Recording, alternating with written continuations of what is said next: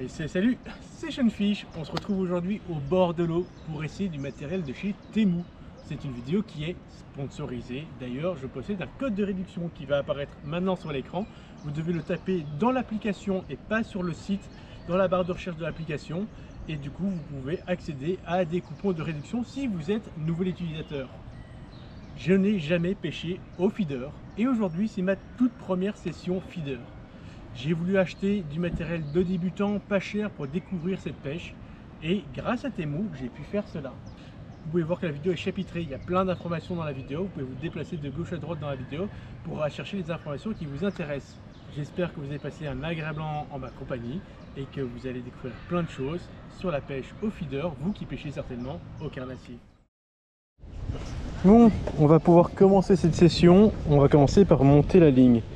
Alors les montages, je les ai réalisés à l'avance. Vous pouvez aller voir en fin de vidéo tout le matériel que j'ai utilisé pour réaliser les différentes lignes que je vais utiliser lors de cette session.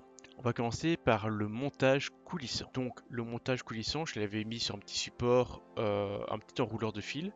Je l'ai déployé, j'ai coupé l'extrémité et j'ai fait un nœud de raccord entre ce fluorocarbone et la tresse présente sur mon moulinet, de telle manière à connecter mon montage coulissant à mon corps de ligne. Il faut savoir que lors de la vidéo, je vais pêcher avec deux cannes à pêche. La première canne à pêche vient de chez Temu et la deuxième canne à pêche vient d'un magasin plus commun pour pouvoir comparer les deux produits, vu que je ne connaissais pas les produits feeder, pour pouvoir avoir une première comparaison. La comparaison arrivera en fin de vidéo si cela vous intéresse. Donc sur mon montage, qu'est-ce qu'on retrouve? Une zone pour mettre une cage et ici un accroche bas de ligne. Bas de ligne que j'ai également préparé à l'avance. Les voici. Tac, et j'ai fait une petite boucle pour pouvoir directement accrocher mon bas de ligne sur mon corps de ligne. Et du coup, mon bas de ligne ne va plus bouger de mon corps de ligne. Bas de ligne d'une distance de 80 mm logiquement. Ici, une boîte où j'ai tout mon matériel, dont une petite boîte pour remonter des lignes si nécessaire, qui vient de chez Temu. Et sinon, ici, j'ai mes différentes cages. J'ai deux types de cages qui pourraient être validées aujourd'hui, une de 15 ou une de 10. Je vais plutôt partir sur celle de 15 dans un premier temps, juste pour me faciliter un petit peu le travail. Je pense que ce serait plus facile de commencer avec des grammages un peu plus lourds. Donc je disais, ici j'ai une agrafe et elle ferme plus que bien l'agrafe, donc on va essayer de l'ouvrir à l'aide d'une pince, voilà. Et sur cette agrafe, je vais pouvoir venir pincer ma fameuse cage. Tac, et là mon montage est prêt à pêcher. Tout simplement. Ici, j'ai le droit de pêcher avec deux cannes. On va monter un montage feeder sur l'autre. Donc, ça, c'est la méthode feeder, pardon. Donc, je dois faire passer la petite tétine ici à travers mon fil. Touc, touc, touc. Une chose de faite. Faire passer mon fil à travers le petit dispositif ici. J'ai lâché mon fil, j'ai tout perdu. En troisième essai, je disais donc faire passer mon fil à travers. Je vais peut-être pas y arriver, hein. C'est peut-être plus compliqué que ce que je pensais, le méthode feeder. Juste à réaliser le montage. Hop, les... Pas grave. Ici, il y a une agrafe que je dois fixer. Tac. Donc je vais faire un petit nœud universel comme j'aime bien pour mes nœuds agrafes. Et voilà, j'ai attaché mon agrafe. Maintenant, on va essayer de rassembler tout le montage. Donc, la tétine. Et hop, jusqu'au fil, le fil dedans, tac, et on fait glisser le méthode feeder jusqu'à ici. On refait passer dedans, hop, et maintenant ici je peux attacher mon bas de ligne. Bas de ligne que j'ai aussi préparé à l'avance sur ce petit dispositif. La grande différence entre mes deux montages, c'est que les bas de ligne pour le méthode feeder sont beaucoup plus courts. Donc maintenant je dois faire passer ma petite boucle à travers celle-ci et voilà, là j'ai un nœud où je vais pouvoir attacher mon appât dessus. Bas de ligne beaucoup plus court parce que là il faut rester à côté, c'est un montage auto-ferrant et je dois coincer mon appât dans le bazar ici. Bon, pour le méthode feeder, je vais pêcher au maïs, donc hop, je vais glisser ça comme ça me fait déjà un maïs et on va en rajouter un deuxième. Non, je dois piquer ceci.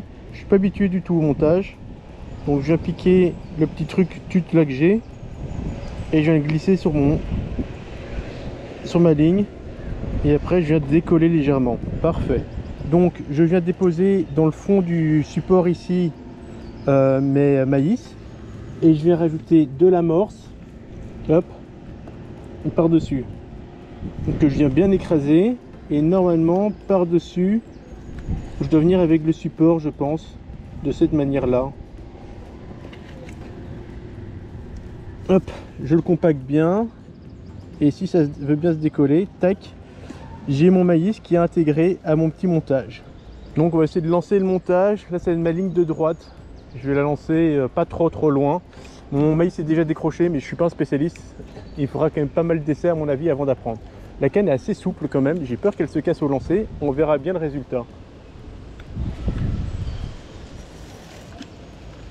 Tac, je lance là et pour toujours me rappeler de la distance de lancer à laquelle j'ai faite, je viens piquer mon fil, le coincer dans mon moulinet. Alors pour la deuxième, je vais mettre ce genre de petite bouillette que je vais essayer. Et ici, j'ai une ouverture d'élastique, hop, que je vais pouvoir écarter pour pouvoir glisser ma petite bouillette, retirer, et là ça me fait un montage déjà tout fait. J'ai plus qu'à monter sur ma ligne, remplir ma cage d'amorce, pardon. Hop, mon amorce. Hop, et je vais lancer ma deuxième ligne. Hop. Alors, j'ai fait une erreur, j'ai pas pris de point de repère sur là où je vais lancer. Donc, je me mets au niveau de mon piquet et je vais chercher, on va dire, l'arbre devant moi. Et on va lancer pas trop loin avec l'arbre devant soi. Tac. Ouais, j'en ai aussi. Et je viens tendre le bout de mon sillon, comme ça je pourrais voir les petites touches sur ma ligne. Touche, poisson. Ouais, c'est gros, décroché. Ah bah ça n'a pas attendu longtemps. Hein. Alors décroché ou cassé? Cassé. J'ai une touche ici sur mon autre canne. Ah, raté. Non, donc je me mets au bas de mon support. Et cette fois-ci, je vais viser la poubelle devant moi. Comme ça, j'ai 2 points de repère. Et pareil, je vais essayer de lancer pas trop loin. Hop. Et je viens déposer ma canne ici. Alors ma question, c'est est-ce que j'ai fait une erreur dans le sens où mon fil était trop tendu? Oh non, mon frein ça allait encore.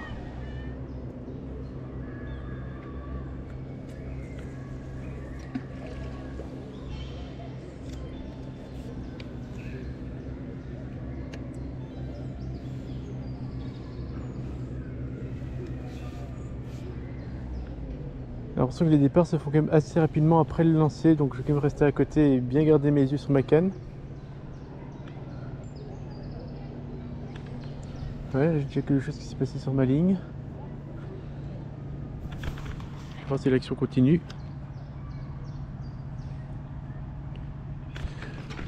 Poisson décroché. Merde. Ah, décroché ou cassé? Non, j'ai encore cassé. Oh. Ah purée. Ça c'est pas bon par contre, c'est-à-dire que mes badlings sont trop légers. Faut que je trouve des badlings plus costauds. Merde. Bon, vu que j'ai des touches sur ce montage, mais que j'arrive pas à valider le poisson, on va essayer de changer de hèche.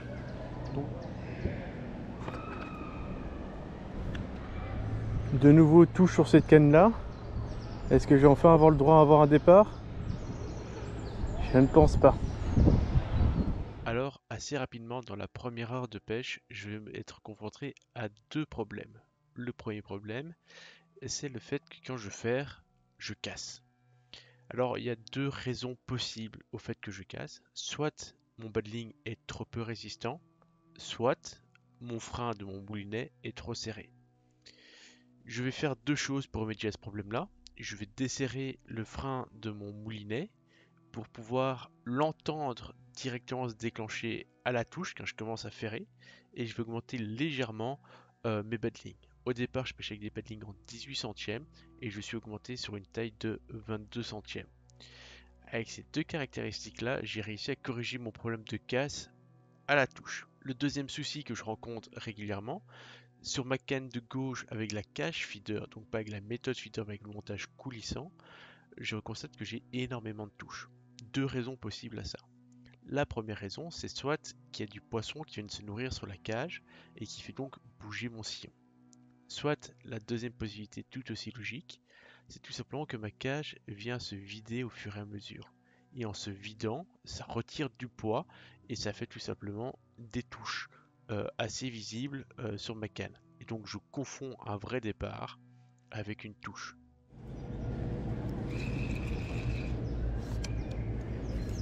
Et je lance toujours au même endroit. Ouais, bah là par exemple, là où je vais lancer, juste sous la surface, je vois un poisson. Hop là. Départ, poisson. Oh, c'est gros.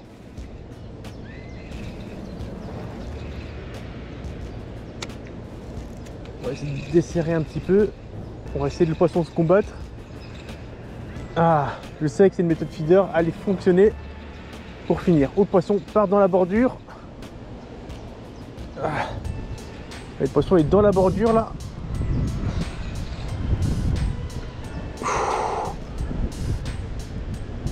À mon avis, c'est une belle carpe. Wow, la canne plie bien en tout cas. Wow, il plie très bien la canne. Le frein, je ne l'ai pas encore entendu par contre.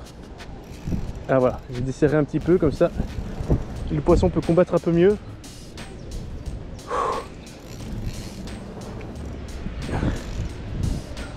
Wow. Le poisson va chercher les bordures en tout cas. Hein.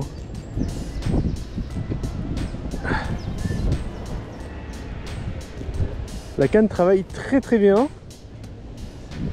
On sent la force du poisson.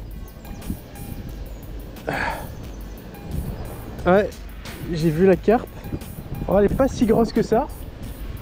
Mais elle fait déjà un très beau combat. Voilà. Faut juste pas te perdre. Ah oui, c'est une brème. Une belle brème. Ah non, c'est une carpe quand même. Attends, regarde là dans l'épuisette. J'ai préparé la toise pour le poisson. Parce qu'ici, toise obligatoire. Hop.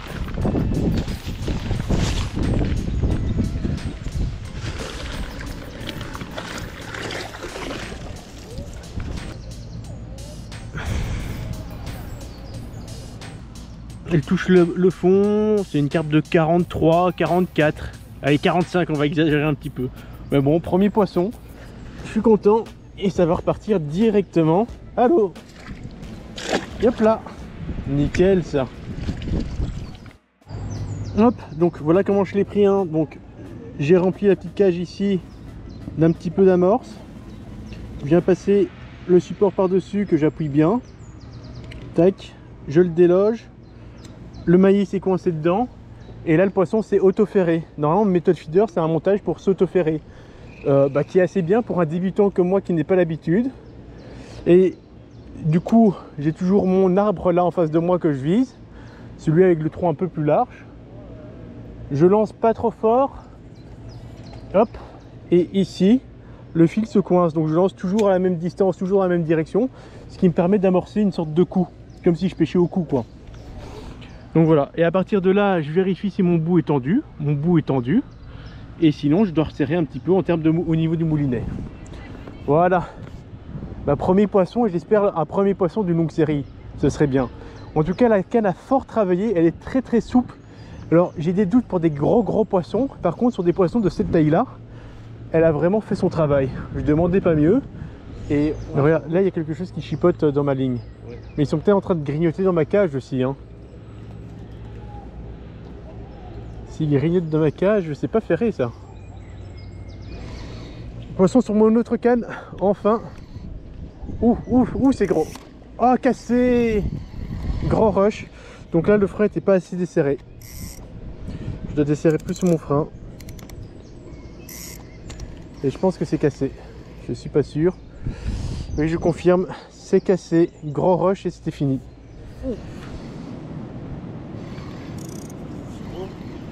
Non, c'est petit. C'est moins gros que sur le poisson que j'ai cassé à tantôt.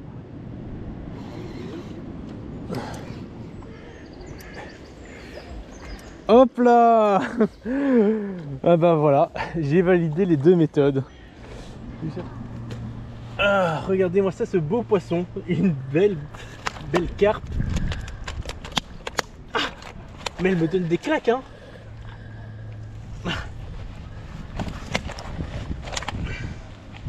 On va vite la mesurer. Hop, elle touche le bout.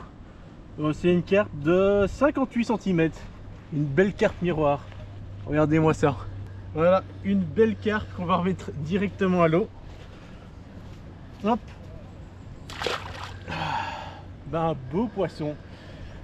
Ah ben franchement, le méthode feeder je ne connaissais pas. C'est une belle découverte pour le coup. Je suis assez content. Des légères tensions à chaque fois.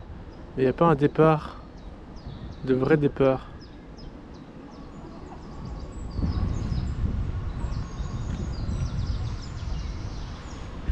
À mon avis, c'est le poisson qui fouille dans ma cage. Ouh, poisson qui part directement là. Ah. Oh là là. Ça c'est une carpe pas contente. Ah. Je vais la noyer. Hop là. Un beau poisson, et là cette fois-ci on a eu la touche en direct. Pas si petit que ça au final, hein. Et hop, pris en bordure de lèvres, regardez. Voilà. Comme ça. Ah bah mon badling a cassé dans le... Ah non, mon badling s'est décroché.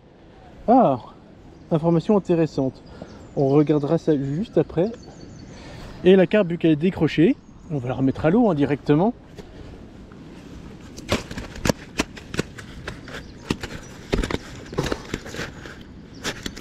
Bah remets-le à l'eau comme ça parce que là elle veut pas. Celle-là elle veut pas qu'on la touche. Yop yop yop. Hop là. Bah un beau poisson quand même. Ouais, félicitations. Bon, c'est mon agrafe ici qui s'est défaite et qui a laissé mon hameçon, enfin mon badling se décrocher. Bon, normalement en tension, il devrait pas avoir de soucis pendant les combats. Mais quand même à prendre compte, peut-être que si je remets la gaine un peu plus encore sur le fil, ça devrait encore un peu plus empêcher. Par contre, mon badling que j'avais fait ici, avec les antivrilles là, elles ont complètement rendu l'âme.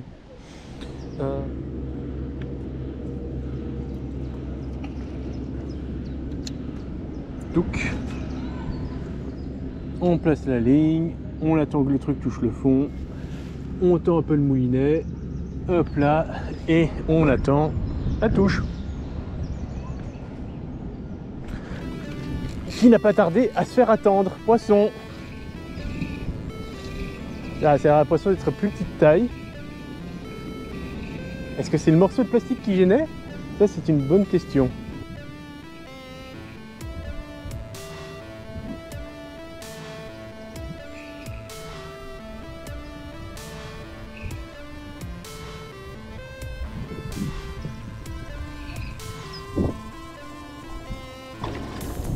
Regardez, il y avait encore de la morse sur ma cage. Petite carpette. La canne plie beaucoup plus. Donc on notera quand même deux actions bien différentes pour cette canne.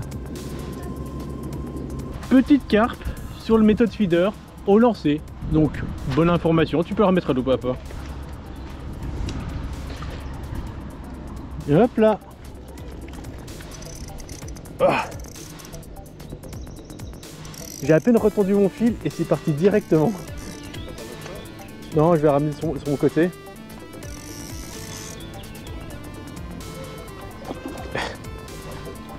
Hop là, réussi. En deux fois, mais réussi. Je la pensais pas aussi grosse en réalité. Elle est toute en longueur. Hop. Voilà, ça c'est du release à la one again. Alors le poisson est bien resté accroché pendant tout le combat. Par contre dans l'épuisette, encore une fois il s'est décroché le badling. À voir si le matériel s'essouffle déjà pas un petit peu et si je dois pas refaire quelque chose à ce niveau là. Enfin voilà. Donc voilà, les greffes c'est encore défaites, donc c'est la partie en caoutchouc qui se déplace. Peut-être pas assez serrant, c'est peut-être le problème. Après en même temps, en combat, je ne perds pas mon bas de ligne. Donc si c'est juste dans l'épuisette, c'est pas dérangeant en soi, mais c'est quand même un facteur à surveiller pour voir si ça va pas être problématique par la suite.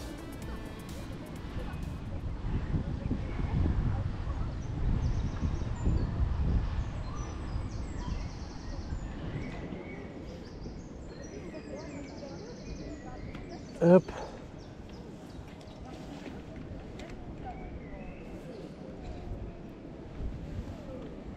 Hop, on dépose.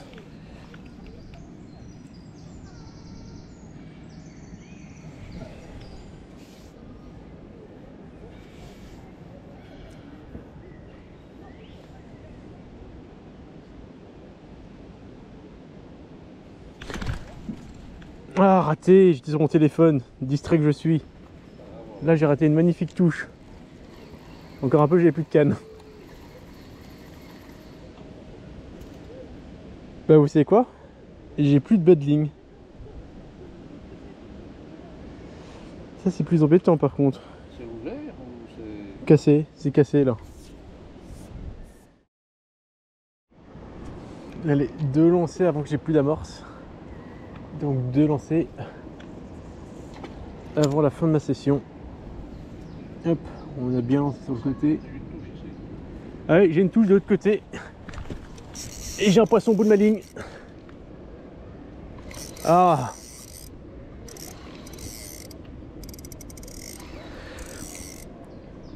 Sur la fin de la session du coup.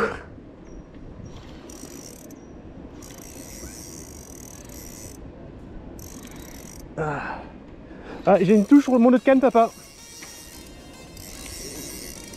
Oui, vous pouvez la prendre. Pas n'importe qui, mais... un départ de fou. Lève la canne, papa, lève la canne. Voilà, déjà comme ça, la canne travaille un petit peu.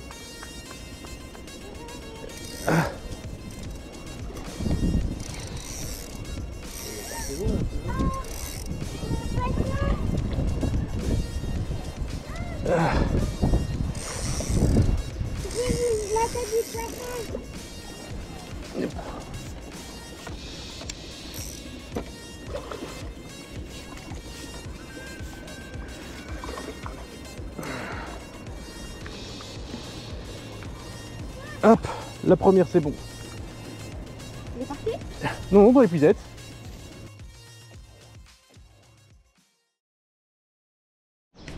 Allez, on se retrouve pour le dernier lancer cette fois-ci. J'ai eu de l'action, 2 départs en même temps sur les 2 cannes. Et forcément, je ne savais pas être présent sur les 2 cannes en même temps. Donc, mon père est venu m'aider pour prendre l'autre poisson qui a eu le deuxième départ. Parce qu'en fait, juste après le lancer, la canne a déclenché. Malheureusement, on n'a qu'une seule épuisette de déployer. On n'a pas déployé 2 épuisettes. Hop. Et le temps que la deuxième épuisette sorte, c'était trop tard. Bon, et ça, j'arrive pas. J'ai plus assez d'amorce et elle commence à sécher aussi mon amorce. Donc j'ai du mal à serrer correctement la chose pour préparer mon dernier lancer.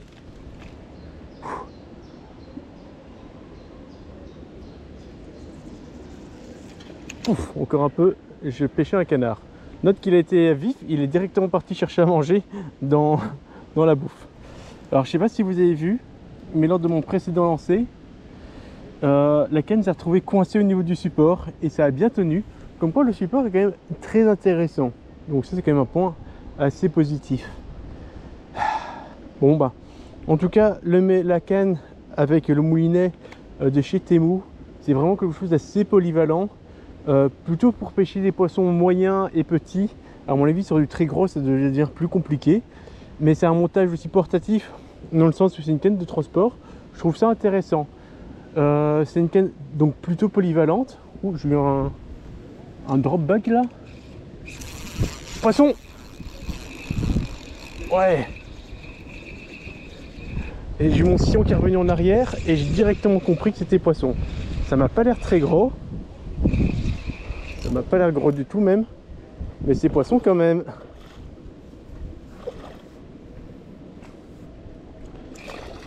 Hop. Tac. Parfait ça. Un poisson de plus. Et donc je vous disais que c'était pas fait pour pêcher du gros poisson. Voilà. Ça je trouve que ça c'est pas du très gros poisson. Mais c'est exactement ce que je visais avec cette canne. Donc au final, pour faire ça, c'est pas si mal. Hop. Et hop. Décrocher. Et une jolie petite carpe qu'on va directement remettre à l'eau. Ça franchement, c'est des poissons qui font plaisir. Donc je disais un dernier lancer dans la bordure. Je suis même déjà un peu loin par rapport à ce que je visais. Enfin voilà, c'est certainement la fin de la session. Je ne crois pas que je ferai encore une touche maintenant. En tout cas, j'étais content de passer cette session avec vous, ma toute première session au feeder. Et j'étais content de pouvoir tester tout ce matériel et surtout découvrir une pêche à un moindre coût.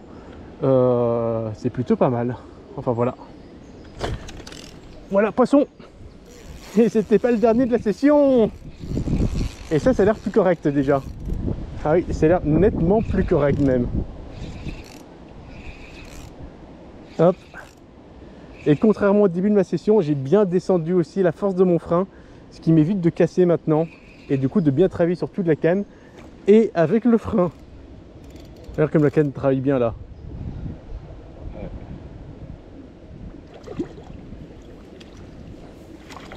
Hop là.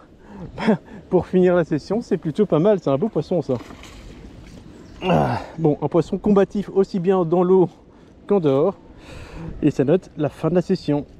Hop là.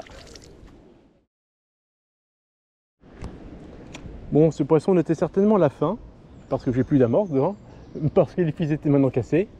Hop. Et juste par curiosité, est-ce que juste mon appât pourrait suffire? Donc là, je viens de lancer, je tends mon fil, et là, je dois maintenant ranger mes affaires. Enfin, pendant le temps que je range mes affaires, toujours garder une canne à l'eau, on ne sait jamais. C'est toujours la canne qu'il faut ranger en dernier. Donc, on ne sait jamais que si juste le maïs suffit, ça peut être quelque chose. Alors que j'ai même pas, j'ai juste mon maïs à l'eau, quoi. Bah non, c'était, je l'ai mis là en bout de...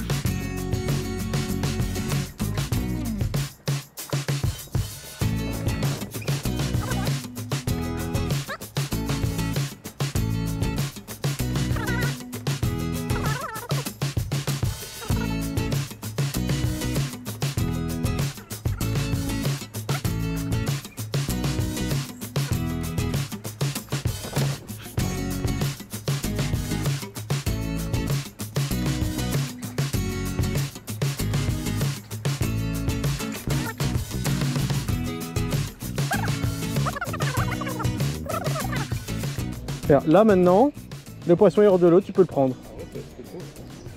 Bah, oui. Si je la mets sur la toise, elle mesure, c'est 72 cm. Un vrai monstre. Alors que je pêchais plus du tout là. Oh, pour le coup, la plus belle de la journée, vraiment sur la fin. On va essayer de la remettre à l'eau. Hop là, et ça va repartir à l'eau. Elle m'a fait un de ces combats celle-là. Elle m'a usé. Bon bah la méthode feeder aura bien donné sur cette session. Même à la fin, sans amorce, j'ai quand même réussi encore à obtenir du poisson. Ce qui est à mon avis plutôt pas mal. Alors, je disais, je range mes affaires et on laisse toujours une ligne à l'eau. Et alors je suis encore à lancer là, dans la bordure. Et effectivement, j'ai peut-être fait l'erreur depuis le début d'aller chercher assez loin. Là où peut-être que le poisson se trouvait vraiment collé à la bordure. Et il fallait peut-être pas plus. Ce que j'ai eu peur à un moment, c'est que la carpe elle est partie très très loin. Elle se dirigeait vraiment proche des lignes des pêcheurs en face. Poisson!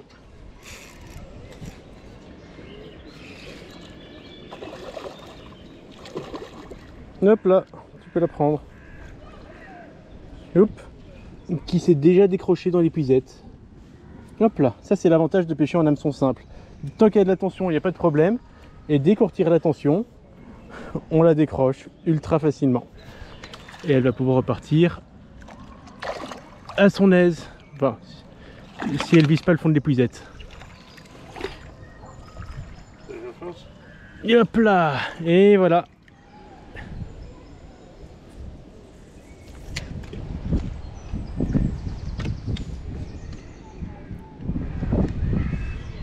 Ligne tendue, prête à avoir un poisson pour le temps que je suis en train de ranger mes affaires, je disais donc.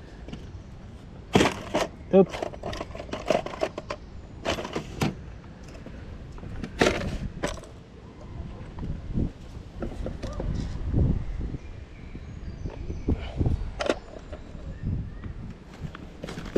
Et encore un poisson. Oh là là, ça ne s'arrête pas. Ça fait quoi? J'ai rangé 2 objets, un poisson supplémentaire.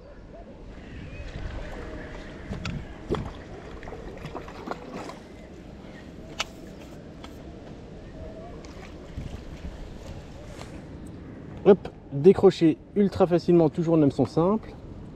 Hop, et on va la remettre à l'eau aussi, tout aussi rapidement. Alors, ça c'est considéré comme PMC ou autre, je pense que c'est autre. Hop là, donc j'ai accumulé beaucoup de petits déchets pendant toute ma session, beaucoup de petits fils que j'ai coupés et recoupés. Je jette tout d'un coup à la fin, je les ai tous gardés de côté et j'ai jeté à la poubelle que des petits morceaux de fil pour m'assurer qu'il n'y ait aucun animal qui vienne se coincer les pattes dedans. Et voilà, je vais vous montrer comment réaliser tout ce qui est montage de ligne et bas de ligne pour la pêche au feeder. Alors, je ne suis pas un professionnel, j'ai déjà réalisé 2-3 montages que vous pouvez voir ici pour m'entraîner avant de commencer la vidéo. C'est la première fois que je réalise ces montages et je ne les ai pas encore mis en essai sur le terrain. Je me suis inspiré de tutos que j'ai pu trouver sur internet pour réaliser les montages. Je vous propose de commencer par les montages feeder classiques, on va dire, pas la méthode feeder, mais pour la pêcher au feeder avec une cage. Je vous propose directement qu'on commence par le montage d'une ligne. Alors, qu'est-ce qu'il nous faut? Un ajout de nylon ou de fluorocarbone. Dans mon cas du fluorocarbone, on va ouvrir cette super boîte qui contient tout le matos que j'ai acheté pour la pêche au feeder. La boîte est ultra pratique, ultra compacte et ça permettra de ranger et de gagner beaucoup de place en stockant toutes mes affaires. On va venir ici rajouter des stop float. Donc si vous voyez au bout ici il y a une petite boucle. On fait passer le fil dans la boucle et après on tire sur le stop float qui va se glisser sur notre corde de ligne. Tac. Alors ça abîme un petit peu le fil à l'endroit de l'impact, c'est pour ça que je le mets au tout début parce que ce fil là je vais le couper. Ensuite je viens chercher une agrafe avec un petit œillet qui permet de bien coulisser sur le fil et de ne pas abîmer le fil. C'est des œillets qui sont spécialement conçus normalement pour la pêche au feeder justement. Hop. Et le stop float va bloquer ici le coulissement de la graffe. Alors la graffe ici, qu'est-ce qu'on va mettre dessus? On va tout simplement venir fixer la cage. Mais ça je vous le montrerai au bord de l'eau. On vient rajouter un deuxième stop float pour empêcher le coulissement de la cage sur le corps de ligne. Pareil, je viens leur fixer et donc du coup maintenant on a un stop float qui bloque la graffe qui va tenir la cage des deux côtés. Maintenant il me faut libérer un peu de distance de fil. Hop, donc ici je me prévois plus ou moins 30 cm. Qu'est-ce qu'on va mettre sur ces 30 cm? On va faire une zone renforcée qui va permettre en fait que le fil ici évite de vriller et de se coincer dans la cage plus tard. Donc en fait c'est une petite zone de dureté qui permet ce genre de choses. En tout cas c'est ce que j'ai lu sur internet. Moi je viens chercher une agrafe où je pourrais insérer mon badling. Donc c'est une petite agrafe où il y a une petite gaine en caoutchouc qui vient bloquer le fil. Donc je tiens mon fil, enfin mon agrafe au milieu et je tiens mon fil des deux côtés. Et je vais faire vriller mon fil de telle manière à créer une boucle. Donc je tourne des deux côtés différents en même temps mon fil pour créer une boucle. Hop. Donc ça crée ceci. Donc une zone renforcée, mon fil c'est torsadé l'un sur l'autre. Et du coup ça emprisonne ceci en faisant une zone beaucoup plus rigide. Alors la boucle ici elle est trop importante à mon goût. Donc ce que je vais faire dans un premier temps, je vais venir resserrer mes deux fils. Donc je tire dessus. Et en tirant dessus, j'ai resserré la boucle. Donc ça c'est une première chose. Et je veux une zone torsadée dure de plus ou moins 10 cm de long, voire 15 cm de long. Ici j'ai mon fil vrillé de plus ou moins 10-15 cm de long. Je pince au-dessus et je vais faire une boucle. Tac. Donc je prends mes deux fils d'un coup et je crée une boucle. Je vais faire passer deux fois mon fil à l'intérieur. C'est plus facile quand il ne faut pas le montrer à la caméra, hein, forcément. Une première fois. Et maintenant, une deuxième fois à l'intérieur. Et là, maintenant, je vais pouvoir serrer mon nœud. Alors, je vais le mouiller. Hop, voilà. Et donc là, j'ai mon montage torsadé qui est assez résistant. Donc, une zone où mon agrafe peut librement circuler. Mon stop float ici qui permet d'éviter que l'agrafe vienne buter et abîmer mon nœud. Et ici j'ai une zone torsadée qui me permet d'avoir un fil un peu plus résistant qui devrait normalement empêcher ma ligne d'aller dans la cage. Ça c'est la théorie, mais que vous voyez ici j'ai raté la dernière torsade. Donc il y a moyen de faire un petit peu mieux. Mais bon, ça c'est le montage standard qu'on va utiliser.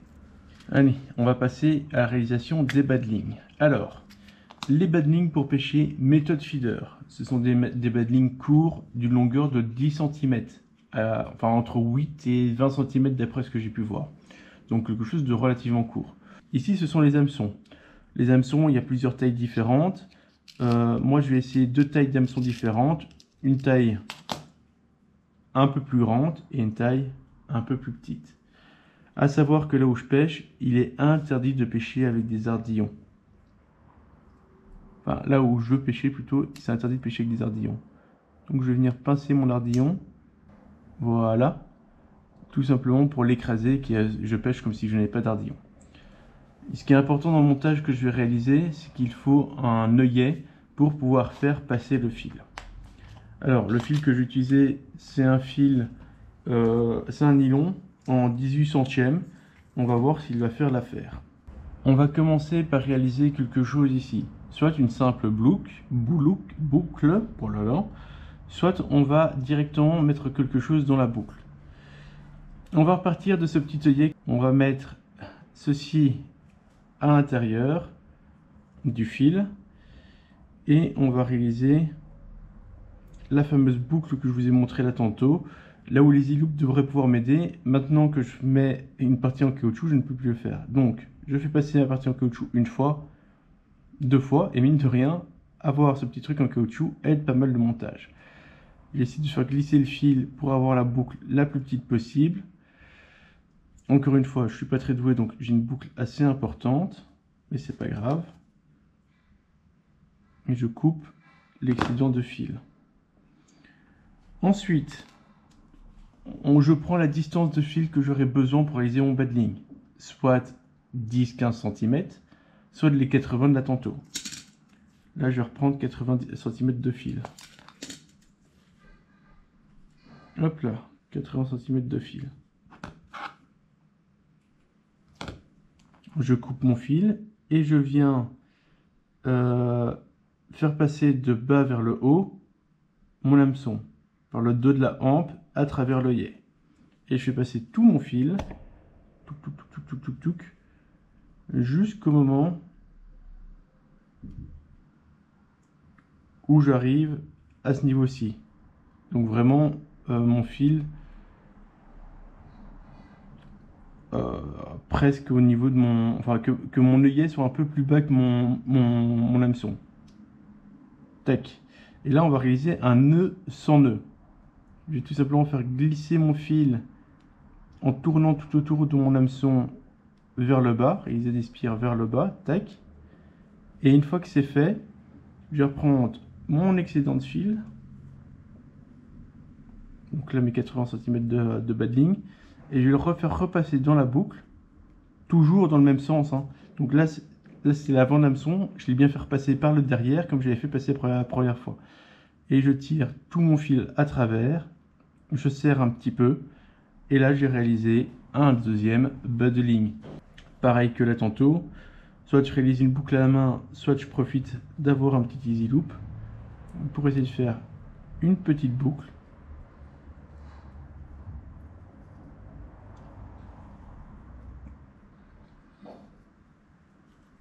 Là, je vais essayer de faire la boucle la plus petite possible, touc, en serrant bien mon fil au fur et à mesure. On tire bien. Tac. Et là, cette fois-ci, j'ai réalisé qu'une boucle nettement plus petite. Donc ça, c'est top. On coupe le bon côté du fil pour pas se faire avoir. Et je vais pouvoir ranger sur un nouveau support mon bas de ligne et ainsi de suite. Et voilà. Alors, dans cette vidéo, moi j'ai utilisé du matériel que je possédais déjà avant dans le passé. Je vais vous présenter maintenant dans cette vidéo, enfin dans cette partie de vidéo, du matériel que vous pourrez acheter vous neuf à essayer pour compléter votre matériel nécessaire pour pêcher au feeder. Du matériel que je n'ai pas essayé, mais que je pense qu'on peut vous recommander assez facilement parce que les avis sont globalement positifs et qu'il y a suffisamment d'évaluation. La première chose que je vais vous présenter, c'est un fluorocarbone coated. C'est quoi? C'est pas réellement un fluorocarbone, c'est un mélange entre un fluorocarbone et un nylon, ce qui fait que le fil n'est pas totalement transparent, mais assez élastique et assez résistant. Au vu de mon retour dans ma vidéo, je vous conseillerais de partir, donc ça serait pour réaliser le bas de ligne, je vous conseillerais de partir sur le minimum du 25 centième.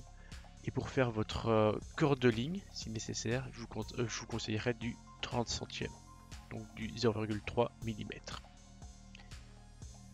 Ensuite, vous avez vu que j'utilisais un petit appareil, ça s'appelle un Easy Loop.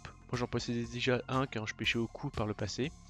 Voilà, c'est un matériel assez standard, il n'y a pas de risque à en prendre. En plus, le petit avantage, c'est que sur le côté ici, vous pouvez voir que ça fait aussi dégorgeoir. Donc c'est une double utilité, dégorgeoir et permettre de réaliser les petits nœuds qu'on peut faire Easy Loop, nœud facile. J'ai aussi utilisé des pinces à bouillettes qui permet en fait d'accrocher son fil sur le bout. Je sais pas s'il montre l'utilisation quelque part. Enfin, soit vous mettez votre fil ici, ça permet de glisser votre objet à travers le fil grâce à cette petite pince à bouillettes. Un petit accessoire qui coûte pas cher, toujours utile.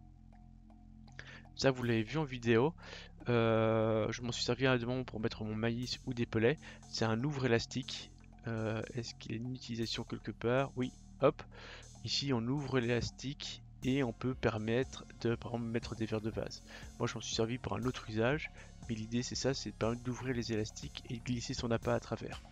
Top, petit prix, beaucoup d'évaluation, je recommande.